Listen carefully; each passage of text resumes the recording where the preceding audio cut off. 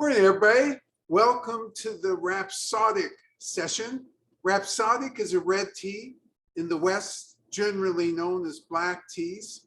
Comes from Yunnan Province. So today, by the end of this session, we'll have reviewed what characterizes Yunnan Province red teas, particularly those from the Ilau Mountains. So Rhapsodic comes from the Ilau Mountains. You'll also know a little bit of history about the Ilau Mountains by the end of the day. You'll know why Chinjajai is not a village, even though it's called one. So there's a lot of stuff that we'll cover today, a lot of information. This will be a little bit more of a mixed session in terms of that information. In the meantime, let's go ahead and start with a little shop news. So a couple things. You will receive an email, all of you who've ever been on these sessions from me in a day or two. And what that email is essentially going to ask is for your permission for me to go ahead and but excerpt some of your comments and add them, especially the evaluations of the teas, to our webpage. So you'll be receiving that. For those of you who are members, both continuing members and new members, the other thing is we will have your packages completely ready by the end of today. So for those who want to pick up New Year's Day, tomorrow would be a great day to pick up. You could actually pick up at end of day today, if you wish. So we're looking forward, and I should explain a little something about those packages. Those packages are going to have 4 months worth of tea in them. And they're also going to have 4 months worth of tea tastings in them, these first set of packages, because we anticipate traveling this year. We're not entirely clear where we're going to end up going, but Japan is the primary target to start out with. We also have the thought that we possibly might go to Africa. China is completely out of the question this year. And the main reason doesn't have to do with the zero COVID policy. Oh, wait a minute. Quite the opposite. It's too much COVID. So right now, it's probably not such an ideal time to be there. And we certainly wouldn't think of bringing people with us on a year like this. So we're hoping that maybe next year things will be better, and that we can reopen tea trips to China. So we'll see. All right, red tea. So let's get the basics out of the way right away. Red tea doesn't refer to rooibos, doesn't refer to honeybush, or any of the herbal tisanes that exist. What it really is the true name that Westerners, particularly the British, gave to teas that are fully oxidized. And actually, all of you on the broadcast will immediately rush to correct me, because fully oxidized is obviously wrong, isn't it? Heavily oxidized is the correct way to characterize this. Red teas are oxidized at least, in our experience, 80%. It's rare that it's in the 80% arena. However, specifically in the Ilau Mountains and some of the other mountains in Yunnan, they do oxidize them around 80 to 85%, which gives a different flavor characteristic to the red teas. And it's what the British have mistakenly called black tea, right? Yes. So the commentator has helped me to complete the sentence, which is that the Chinese always called this heavily oxidized tea Hung cha. Hung is literally red or some shade thereof. So how red became black, there's lots of stories. One of the most convenient stories is that the tea shipped from China took X number of months to arrive in Britain. And when it arrived, all the leaves were completely black. Now that's kind of a popular story. Whether that's the true story or not, I don't know. However, it sounds good. The other part of that story could be that it continued oxidizing during the voyage, which of course it did. And the tea liquor, in other words, the brewed tea itself, appeared very black to British eyes. And so they called it black tea. So there's a lot of different ways that this can be parsed. But at the end of the day, it is, according to Chinese original standards, an incorrect appellation. However, Chinese are adaptable. And so actually, these days, they realize everybody else in the world calls red tea, which they still call red tea, by the way, black tea. And so when they're communicating with Westerners or people from Africa or Russia, any of the other places around the world, when they say black tea, the Chinese understand what that means. Now, why is this important? It wouldn't be important, really, if the Chinese didn't have a true black tea, but indeed they do. What is a true black tea? Well, let's go back to science and help ourselves drive a stake into the ground to describe what true black tea is from a Chinese perspective. And it's fermented as opposed to oxidized. And when I say as opposed, it sounds like the true black tea is only fermented. No, the primary starting process is a fermentation process, but over time, it also oxidizes. But that's how the Chinese have made a distinction. And for those of you who want to get into the arcana of all of this, in recent years, the Chinese have been very accommodating. They've invented a new way to translate hei cha. So hei, in every other context in Chinese language, it's black. It's real black, onyx black. Yes. Are all red teas fully oxidized? So again, the questioner is trying to trick me. And I understand this trick, and I'm going to answer the question. The question is, are all red teas fully oxidized? And I will say it this way. All red teas are heavily oxidized. Remember, there's a difference between fully and heavily. And why am I so particular about this? Because when you get to fully oxidized, do you think any one of you are going to like that result? I don't think so. The taste result will be sour. How many of you like sour in tea? We like sauerkraut, but we don't like sour tea. And so that's why it's best to use heavily oxidized versus fully oxidized. So going back to hei cha, which is true black tea, the Chinese realizing, oh, there's all this confusion in Westerner mind. Let's make it easier for them. Instead of translating hei cha as black tea, let's translate it as dark tea. That'll make things crystal clear. Except they don't make them crystal clear. They make them more confusing than ever before because you see both terms used for the fermented teas. However, if you ask me, does a dark tea ever refer to a true red tea? The answer is no. Does it always refer to a fermented tea? The answer is yes. So there is that distinction.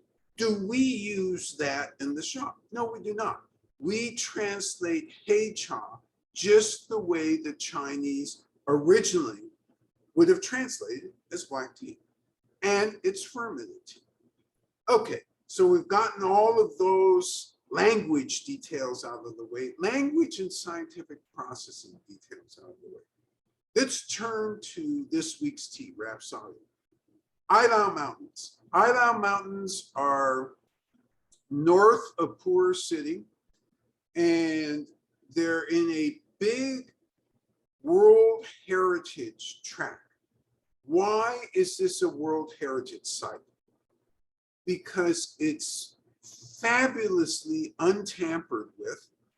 The edges have cities, but this area is so large that the edges don't count. You can't see the edges from once you go 10 minutes into this area, you can't see the edges. You can't see the farms once you get a little deeper into the forest. And by farms, by the way, I'm talking about rice farms, not the tea trees. It's the home of many class 1 and class 2 designated famous or rare plants, both trees and actual ground plants. Do the Chinese, let's not stop there. Does anybody know what's really in this World Heritage Site? Answer is no. And one of the reasons why is it's so remote. The roads are non-existent once you get to a certain point. And to learn anything, you have to hike into those mountains. Are they an easy hike? Well, let's see here. The height of these mountains, particularly where the tea trees are growing, run anywhere from about 6,000 feet above sea level to about 10,000 feet above sea level. Big range. And the whole park itself is some 500,000 acres. So it's a huge, huge area, hard to patrol. They actually have people who you can kind of say patrol. It's too few people to really cover the park, but they certainly around the edges of the park patrol. Most of that time, especially in recent years, that park has been closed to all people except those who live there. And to get there, this will make you laugh. It would be like trying to enter Yosemite and say you're Northern California, so you have a right to enter Yosemite. But there's a gate and nobody mans the gate, and the gate is locked. Big old padlock, huge chains, barbed wire at the top of the fence. So how do locals get in? You have to know which rock to look under. There's a key in the rock, not in the rock, under the rock. And they find the rock, unlock it. When I was there the first time, don't tell anybody this is here. And they put it back under the rock. So this is how that park is operated.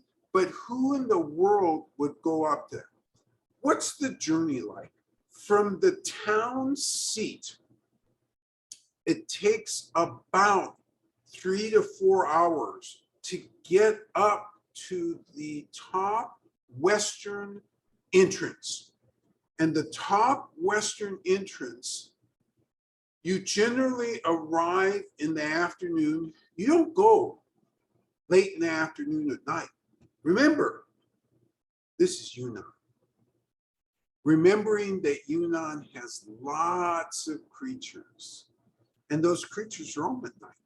And some of those creatures are on the ground, some wander in the trees. So you basically don't enter this park at night.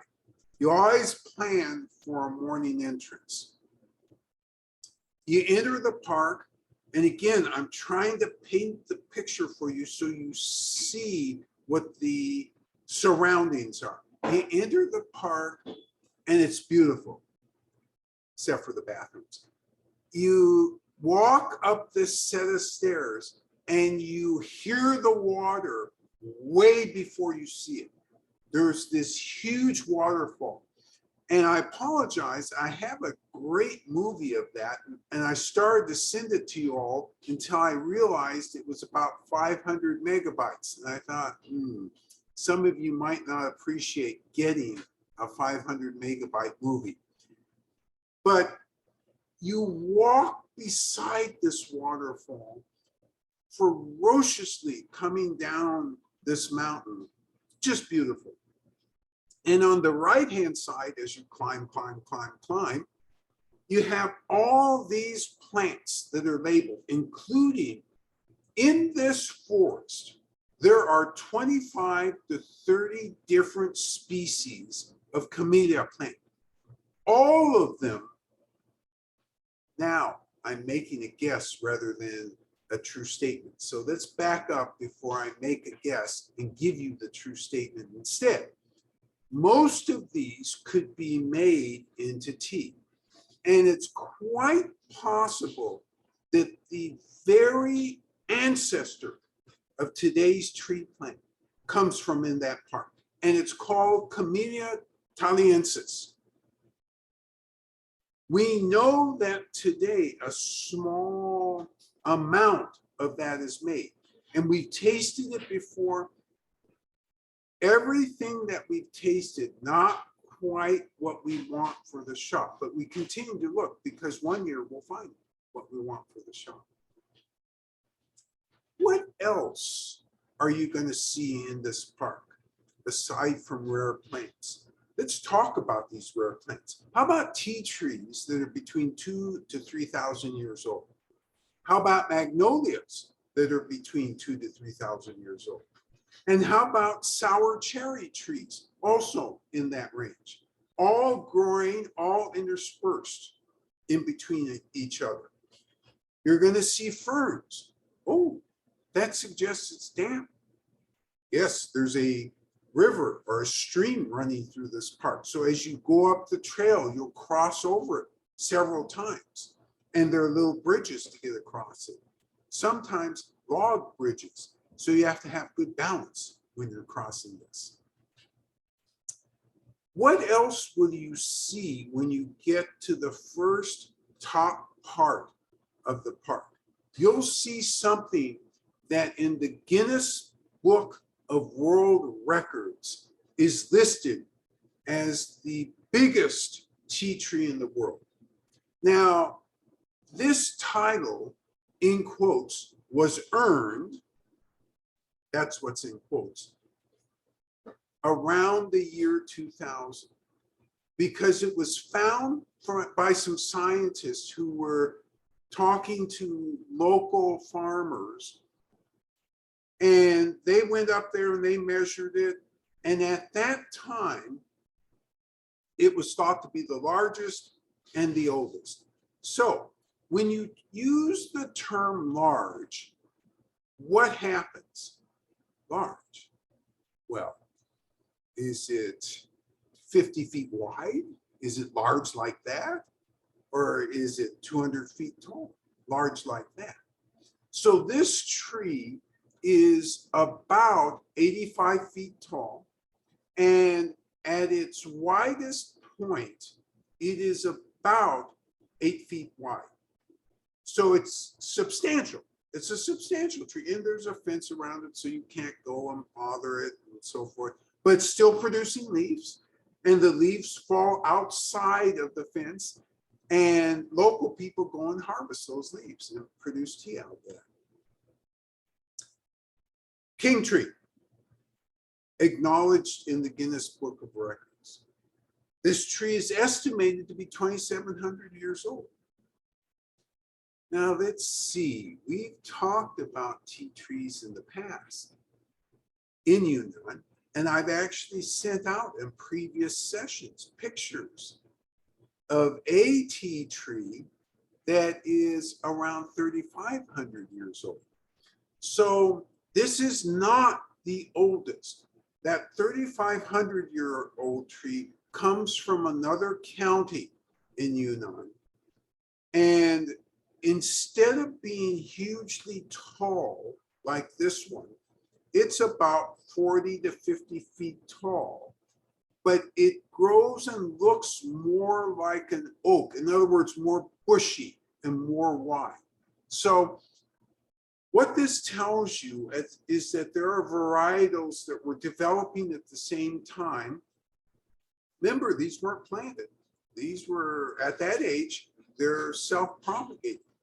And so you have in Yunnan this magic place of development of several different species of camellia plant. And at the end of the day, Camellia sinensis became the main one, but others still exist.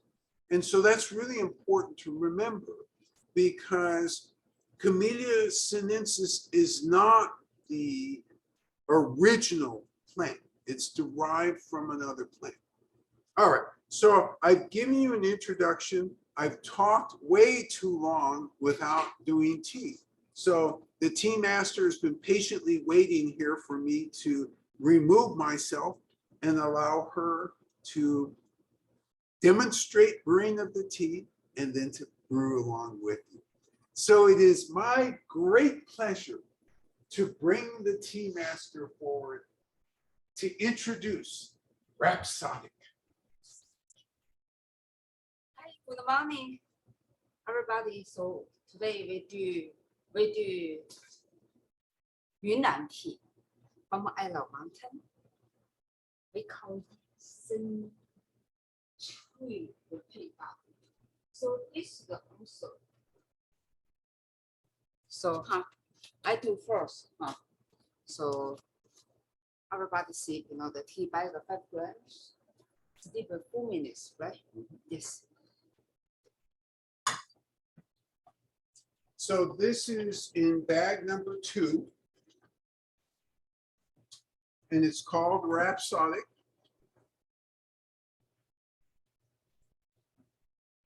You're going to use 170-degree water, ancient tree. And part of what I was talking about in the beginning that you'll come away with today as a piece of knowledge is it comes from Chenjiajai. However, Chenjiajai, even though it's titled the village, is not. It's really a region within the Yunnan Mountains. It's in the western part of the Yunnan Mountains. And this is where these tea trees primarily are.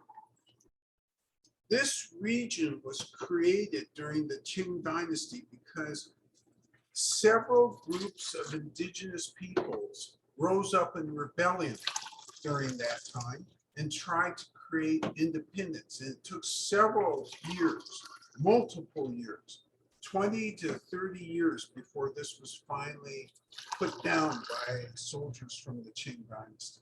But then it retained the name of Chenjiajai. This tea actually comes from the Chenjiajai region. And there are quite a few villages within the region, and they are indigenous people. And one of the pictures that we sent was one of those indigenous people in the tree.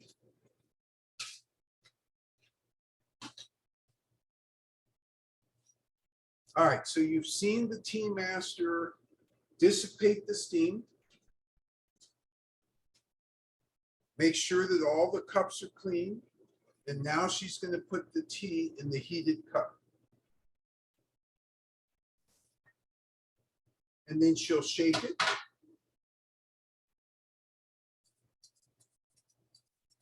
Smell it. Oh yeah, this is Rhapsodic. And add water. The dissipated steam water. Set the timer.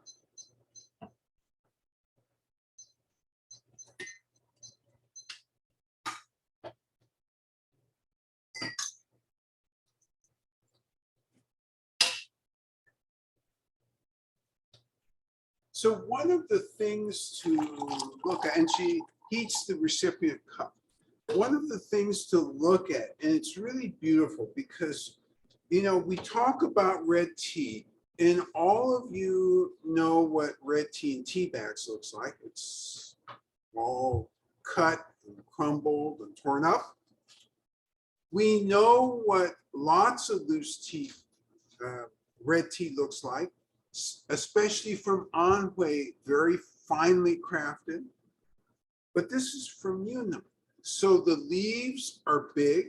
You see there's actually a stem in there as well. This is characteristic, particularly of the Ilau Mountains. When you look carefully at the leaves, you'll see colors that you're not used to seeing in so-called red tea.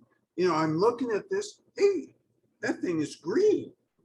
So I said in the beginning that it's less oxidized. This is an example of one that's oxidized at around the 80 to 82% level. And that's why you still have some greenness left in this. And this is truly characteristic of the Ilau Mountains.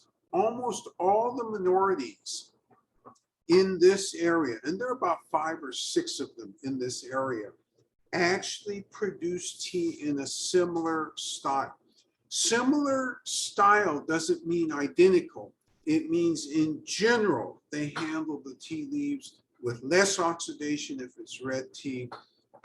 They tend to put stems, not a lot, but to leave some stems. It looks coarser, but actually it's rolled very carefully to break up the cells in the leaf to bring out that flavor. Now remember, I gave you a huge clue in the beginning when I said this is from Yunnan, because we know in general, Yunnan reds are going to be one way versus Fujian reds versus Hunan reds, and especially versus Anhui reds.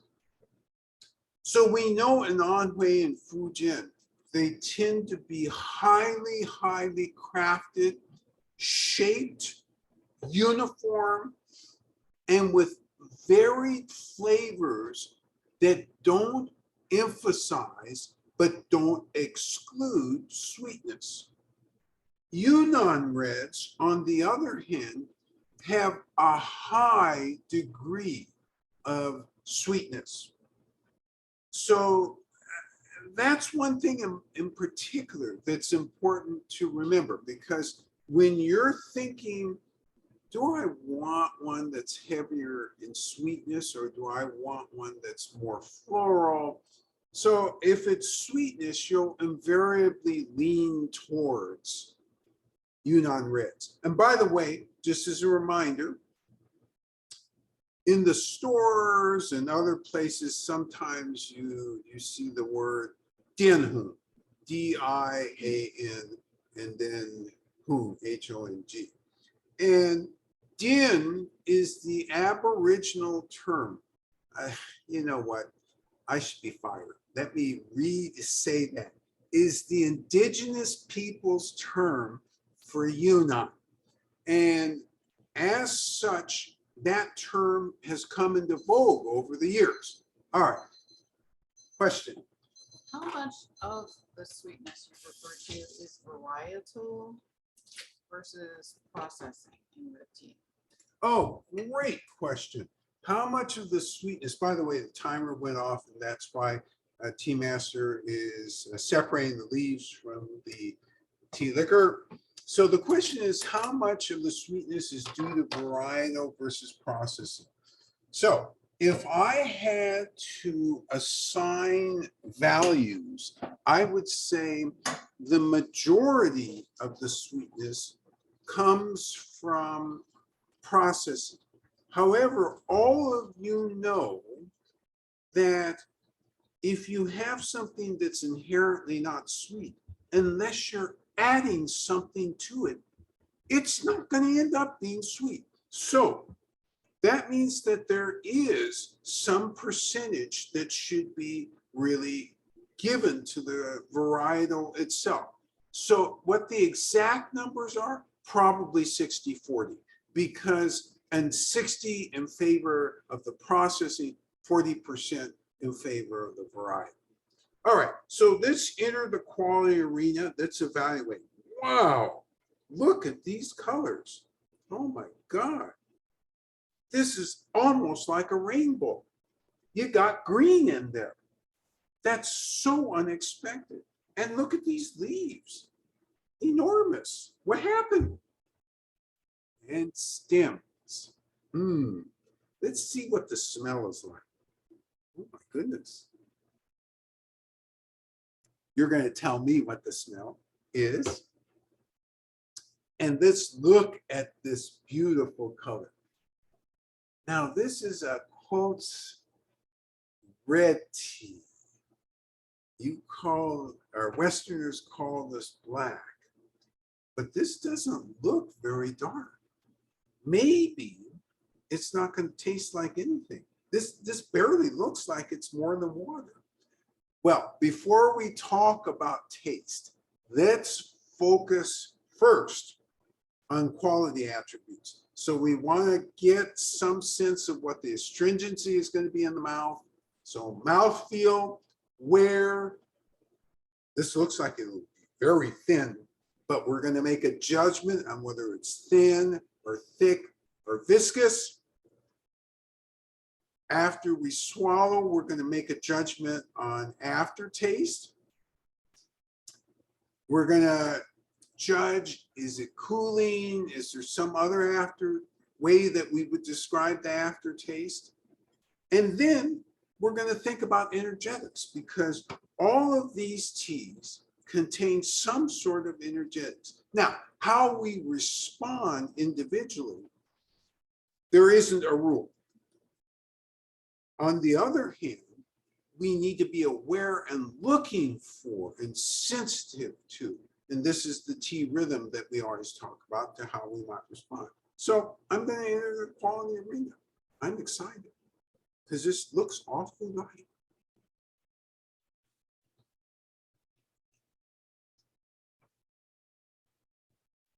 So I took a 170-degree sip. I filled my mouth. I'm thinking about astringency or lack thereof. I'm thinking about mouthfeel in general, density of tea.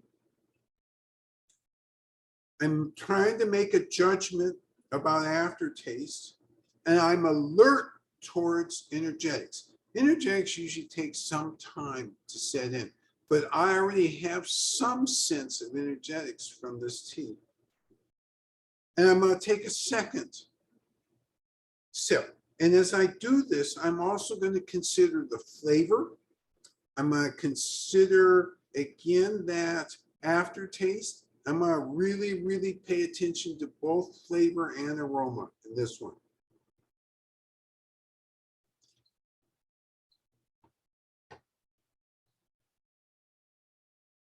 And we're not in a hurry. We're trying. Quality is more important than speed in this. We do this at the speed that we can understand this tea. So I have taken 2 sips. I have a preliminary understanding. Now it's your turn to brew with the tea master.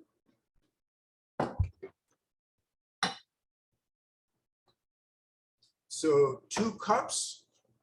Actually 3 cups, because you're going to dissipate the steam first. Yep. Yes.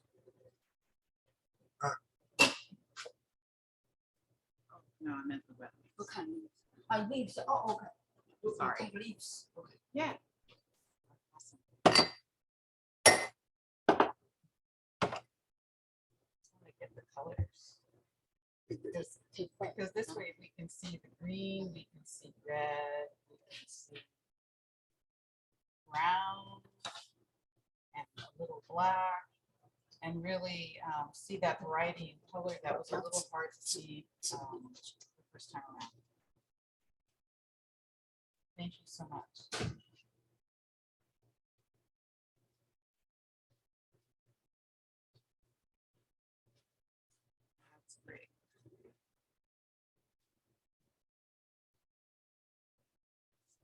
Okay, and what we're continuing to do is to make sure that all the glasses are in great shape.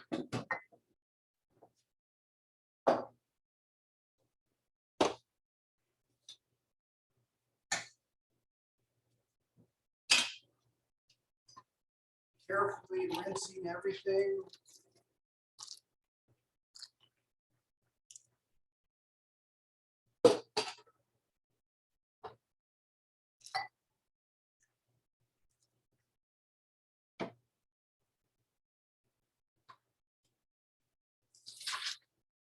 We also make sure that that strainer has been rinsed because most of us use this strainer several times a day, and so we want to make sure that there's no leaves sticking on it. Dissipating the heat and heating up the, dissipating the steam and heating up the glasses at the same time.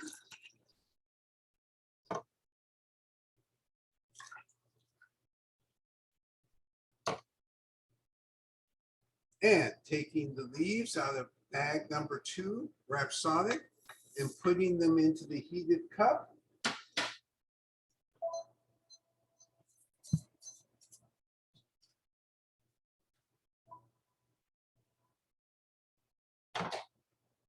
One of the participants says she's amazed by the rainbow colors of the dry leaves as well, despite being fully oxidized.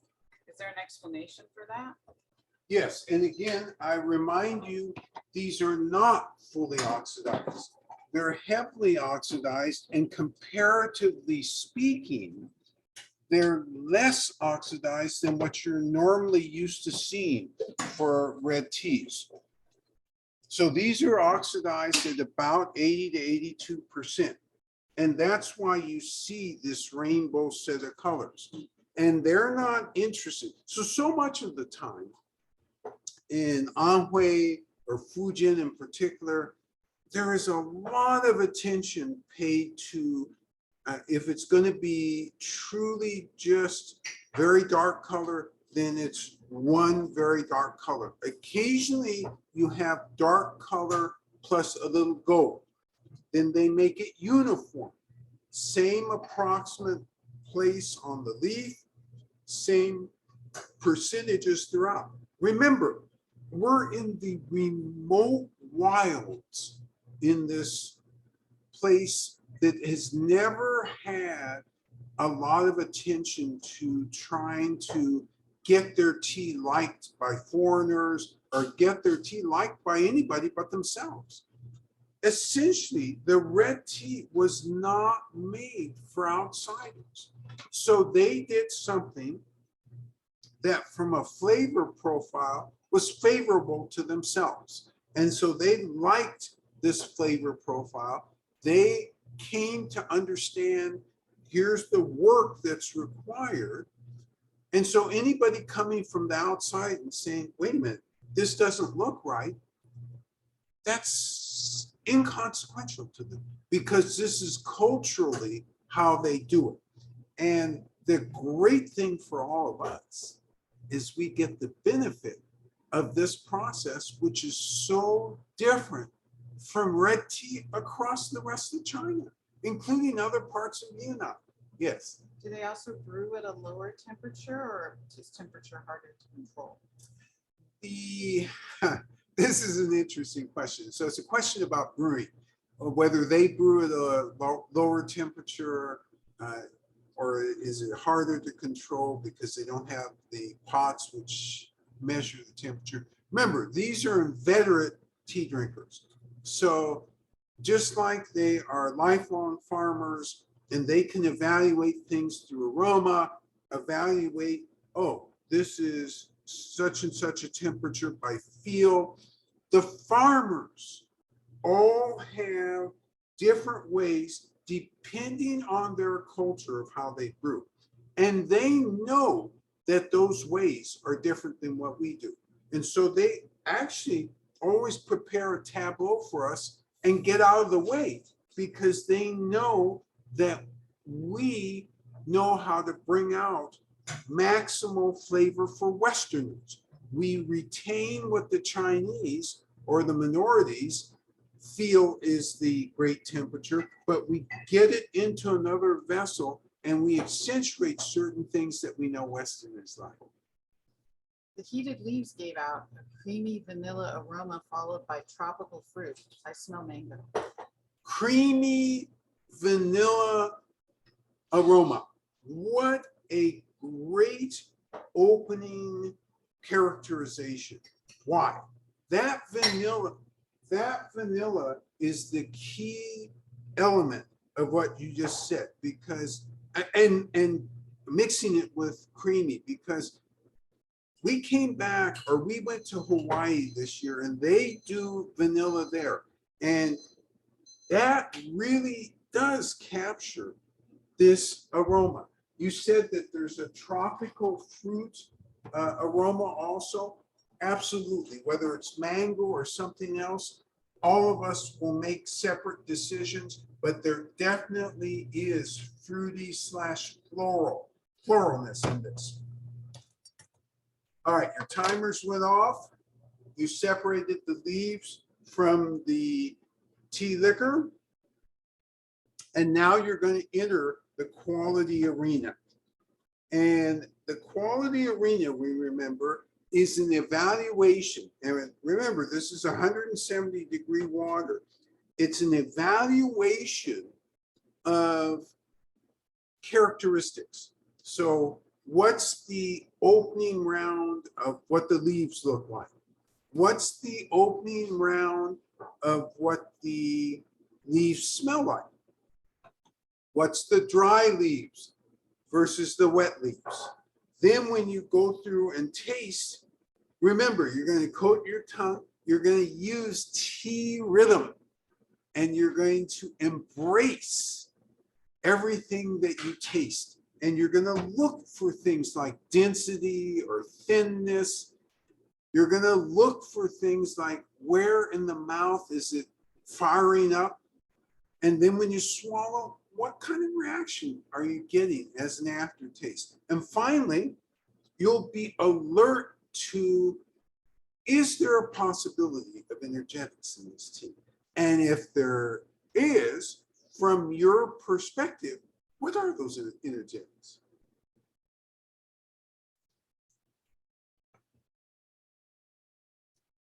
The infused wet leaves smell like heated leaves, like the heated leaves do, with the addition of a vegetal scent at this time. Oh, that's interesting. So this shows you are using tea rhythm, because the initial creamy vanilla hints of tropical fruit is now, there's an addition to that. And the addition is, hey, as I'm smelling into this, I also get a vegetalness of this. I like this comment because what this says to me is you realize in your tasting that this doesn't leave a plant. It is a plant we're drinking, and it comes from a tree. And yes, there is always going to be some sense of vegetalness. It's whether it's stronger or weaker, and where it is a ratio in comparison to what else you're sensing. So take your time with this, because this is fun.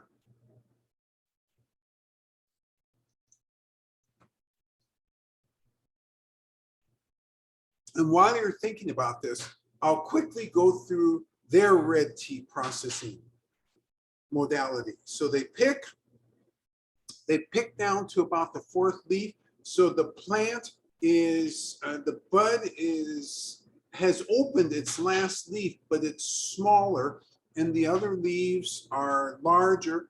That's what their pick is. They wither. You have to wither because you need to reduce the moisture so it can be pliable. And remember, you're going to do a lot of stuff with this tea leaf. You basically, at the conclusion of withering, then are going to roll the tea leaf. When you roll the tea leaf, what you're trying to do is break it down. Unlike the CTC method, which creates tea bag tea leaves, You're not attempting to chop this up. You're not trying to gain uniformity that way.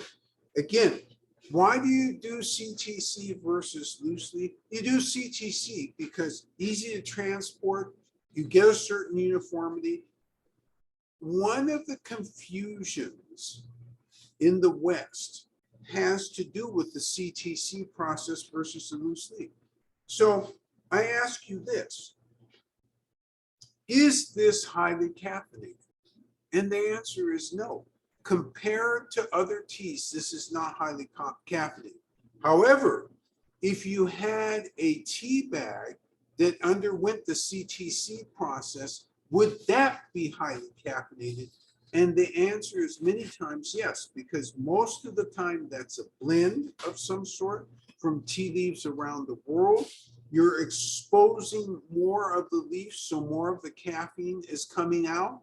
And the color is almost always darker because you've got more surface area that's exposed to water and extruding. Yes. Participant says the golden color and the high clarity are distracting him from smelling and tasting.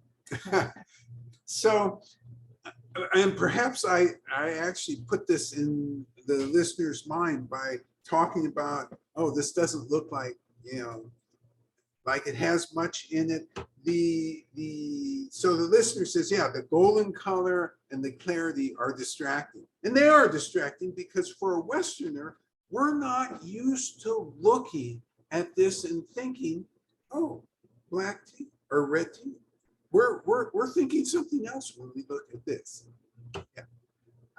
Taster says, I think the aromas can be looked at from the rotting and ripening point of view for what happens traditionally for the earth season.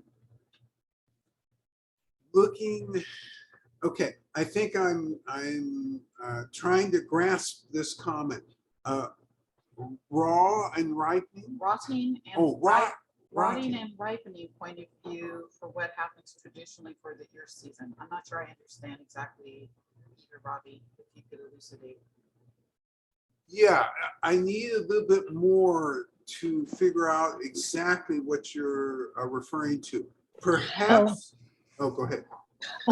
Yeah, so I was thinking that the various aromas that different people are mentioning, that the sweetness goes all the way up to something that might be a little too sweet when we smell it, which would be an association for like 5 element theory could be associated with the earth season or also with digestion. So that's where I was coming from. It's like, I guess the yin and yang of what's a continuous cycle of, from sweet to something that goes all the way full circle. Got it. Okay, so great comment, complicated comment, because this really forces one to look back at Chinese philosophy, especially herbal philosophy, in terms of cycles of plants, cycles of flavors. And now I get the rotting part of what you mentioned in the comment. I absolutely get this. And I think I can simplify it for everybody, because think of it this way. When you walk through a temperate forest, and indeed this is a temperate forest, and lots of watershed resources and so forth, what are you struck by? Certainly, I was, yes, struck by huge aromas of everything with this wide range, because you do have stuff that is decomposing and you get that aroma. You do have flowers which are giving off this huge sweetness. And so from this perspective, I really love this. Yes.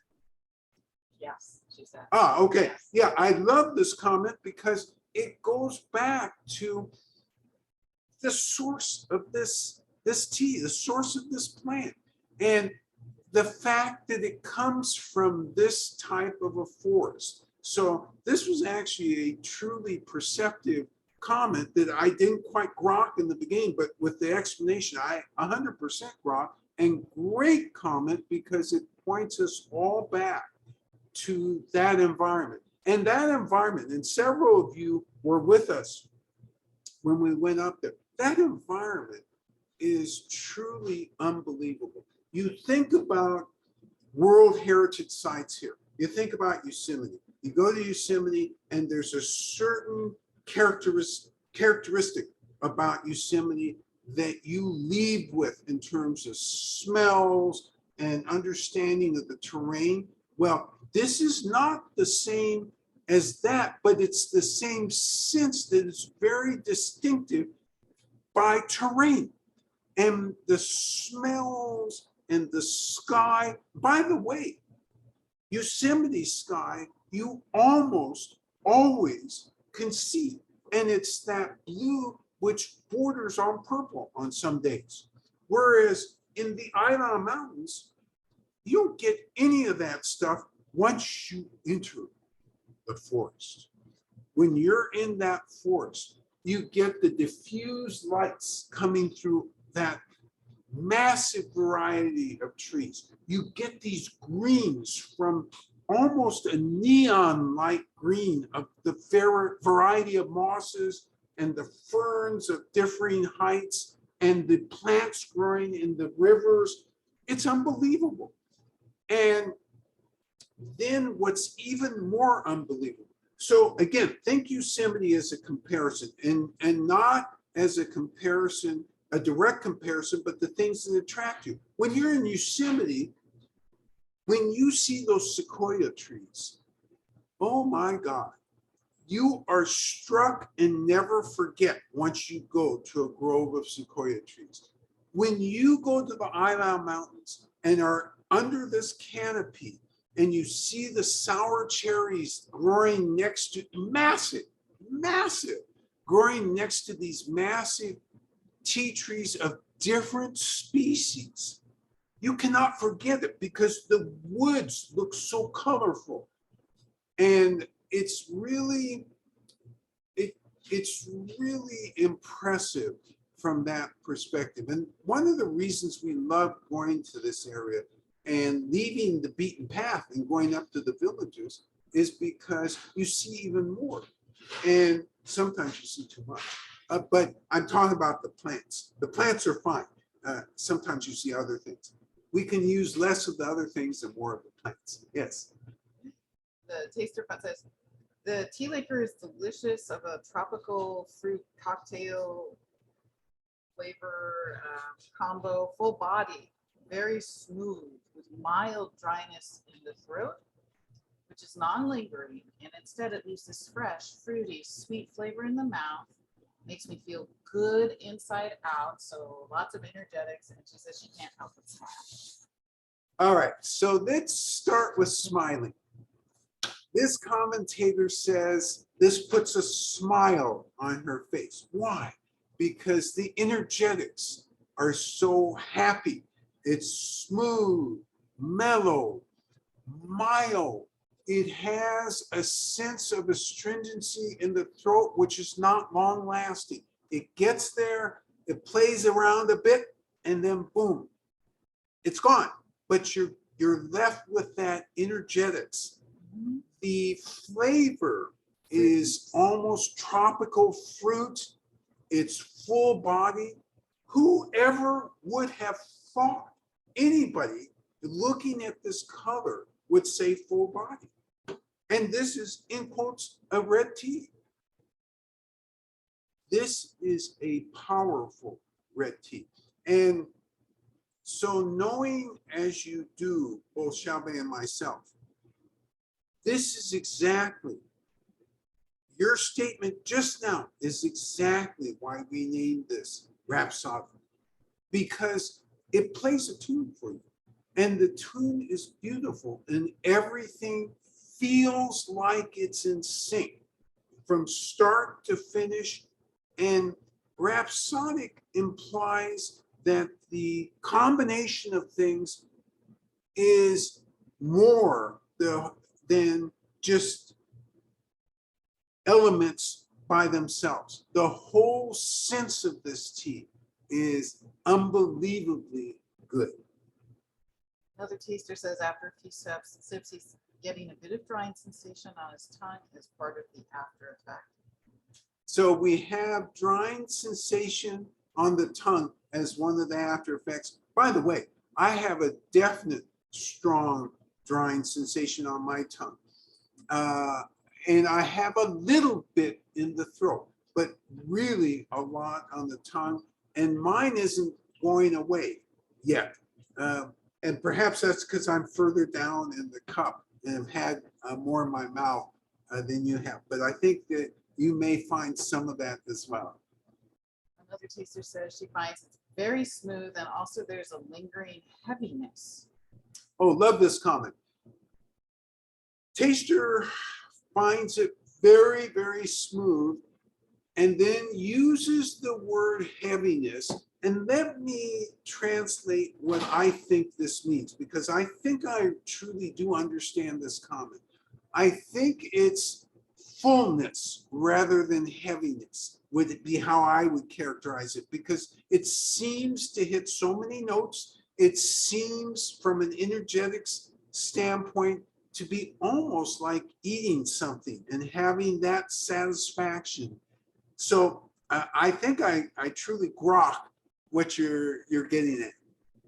Another participant says it would be interesting to serve this in a white wine glass to see how the taster's perceptions change by changing glasses. So love the comment. And then I have a story, which is dangerous because I'm probably running out of time for stories. But let's deal with the comment first. So this listener commentator says, it'd be interesting to put this in a white wine glass and hear the comments after drinking it from a white wine glass. So in Chinatown in San Francisco, you have the people in tea shops who use wine glasses as part of the sales pitch. And it's really interesting. So I think your comment is a lot deeper than what they do in the tea shops in Chinatown, because really they're trying their hardest to get people to make a quick decision to purchase. Whereas your comment, I believe, is driving all of us to appreciate this tea at many, many different levels. Love the comment. All right. This is a jewel. And we love this tea. We love the villagers who do this tea. Love the fact that they've gone through an oxidized like this. And it just hits all the notes for an outstanding red. Now, is it the same as an Anhui or Fujin red? No, it absolutely isn't. And if this were being processed, for example, in Fujin, this would taste much more fruity and much tartar, because that's how they would process this. And the sweetness would be reduced because they're looking for the fruity and tart, not so much at all the sweet. Yes. Suggested food pairing? So this one, because it has so much going on, I actually would say that you need a very light breaded dessert that's almost not inherently sweet. Something almost like the Danish butter cookies, but less sweet. And those would be wonderful with something like this, because the butteriness of those cookies or something like those cookies would be a great match for this, because you don't need that extra sugar that's on those Danish cookies, because this is already inherently sweet. So that to me would be a perfect match. It would almost be like for those of you who've had an expertly done German Stollen, with less sugar. That would be a perfect match for this. She agrees.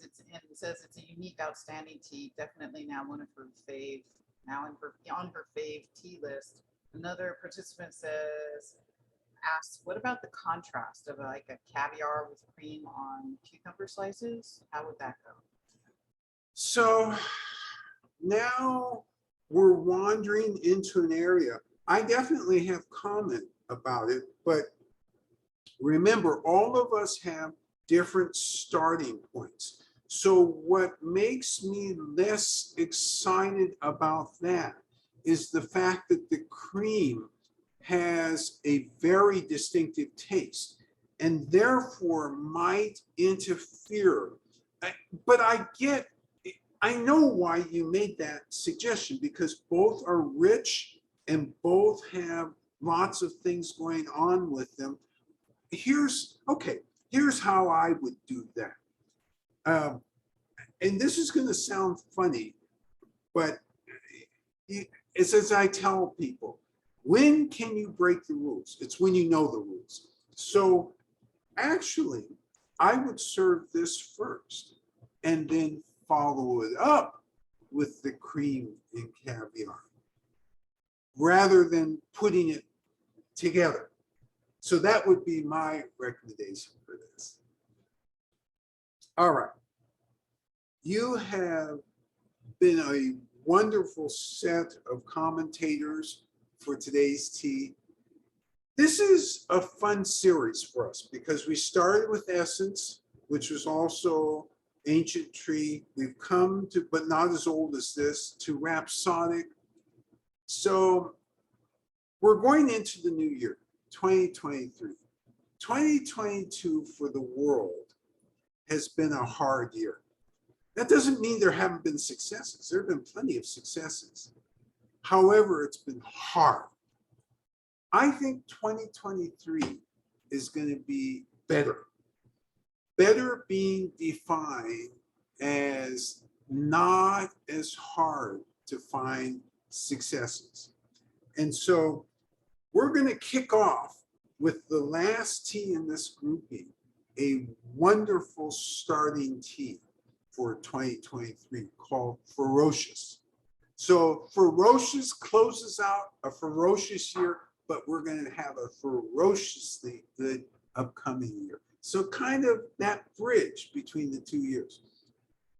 I ask all of you who participate in next week's tasting, that's a Cliff tea.